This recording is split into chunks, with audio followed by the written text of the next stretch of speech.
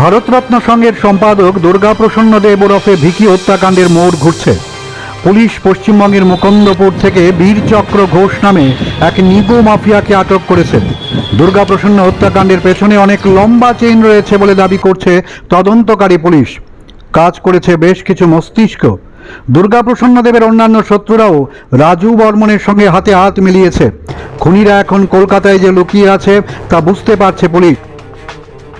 ভিকি খুনের পরেই ভারতরত্ন সংঘের প্রাক্তন সভাপতি প্রদ্যুৎ ধর চৌধুরীকে আটক করে পুলিশ। তাকে জেরা করে যে তথ্য পায় পুলিশ, তার ভিত্তিতে এখন ধরপাকড় চলছে। পুলিশ প্রথম পর্যায়ে দুজনকে দুই ধাপে জালে তুলে বীরচক্র ঘোষের নাম জানতে পারে। তারপরে রিজনাল এসপির নেতৃত্বে একটি প্রতিনিধি দল গত দুদিন আগে পশ্চিমবঙ্গে গিয়ে রবিবার আটক করে বীরচক্র ঘোষকে। রবিবার তাকে গ্রেপ্তারের পর কলকাতায় তার ডাক্তারি পরীক্ষা করা হয়। তারপর তাকে ট্রানজিট রিমান্ডে রাজ্যে নিয়ে আসার উদ্যোগ গ্রহণ করা হয়। সোমবার সকালের বিমানে তাকে রাজ্যে নিয়ে আসা হয়। তার বাড়ি এয়ারপোর্ট থানাধীন সিনাইহানি এলাকায়। বীরচক্র গুলিকাণ্ডের ঘটনার পর পালিয়ে যায় পশ্চিমবঙ্গে। পুলিশ প্রদ্যুৎ এবং সুস্মিতা নামে দুজনকে আটক করে পুলিশ রিমান্ডে এনে জেরা করার পর বীরচক্র ঘোষের নাম জানতে পারে। পুলিশ তদন্তের স্বার্থে মুখ খুলতে চাইছে না। তাকে গ্রেপ্তার করা হলো, কিভাবে গ্রেপ্তার করা হলো স্যার? তাকে কোন জায়গা থেকে গ্রেপ্তার করা হলো?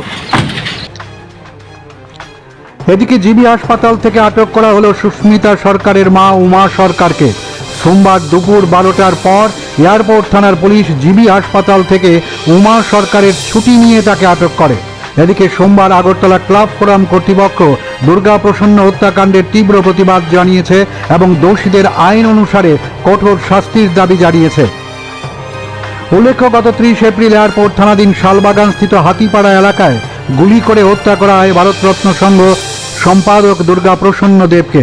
তারপর একাধিক ব্যক্তির নাম সামনে উঠে আসে। পুলিশ তদন্তে নেমে ধারাবাহিকভাবে অভিযুক্তদের গ্রেপ্তার করে তদন্ত প্রক্রিয়া এগিয়ে নিয়ে যাচ্ছে। তবে আশ্চর্যের বিষয় হলো, এখন পর্যন্ত গত 6 দিনে পুলিশ গুলিকাণ্ডে ব্যবহৃত পিস্তল উদ্ধার করতে পারেনি। ভিজিলাই ত্রিপুরা।